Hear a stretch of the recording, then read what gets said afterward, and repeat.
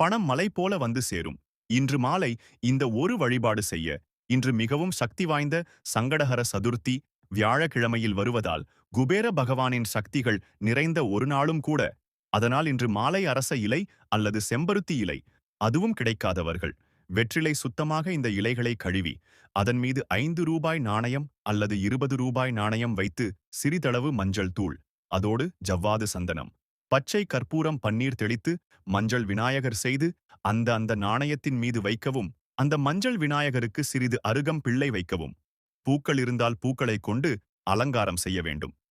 விநாயகருக்கு பக்கத்தில் பித்தளை அல்லது மண் அகல் விளக்கில் நெய் அல்லது தேங்காய் எண்ணெய் ஊற்றி திரி போட்டு விளக்கு ஏற்றி அந்த விநாயகருக்கு தூப தீபங்கள் காட்டி நெய்வேத்தியமாக சுண்டல், பெரிகடலை, அவள் வெள்ளம் சேர்த்தது வைத்து உங்களுக்கு தெரிந்த விநாயகர் மந்திரத்தை சொல்லவும். இப்படி செய்ய உங்கள் வீட்டில் வறுமை நீங்கி பணம் கொட்டோ கொட்டு என்று கொட்டும். அந்த விநாயகரை படைத்து முடித்த பிறகு மறுநாள் எடுத்து அதை குழப்பி உங்கள் நெற்றியில் வைத்துக் கொள்ளுங்கள். எப்பொழுதும் நெற்றியில் வைத்துக் கொள்ள உங்கள் பணப்பிரச்சனைகள் அனைத்தும் தீரும்.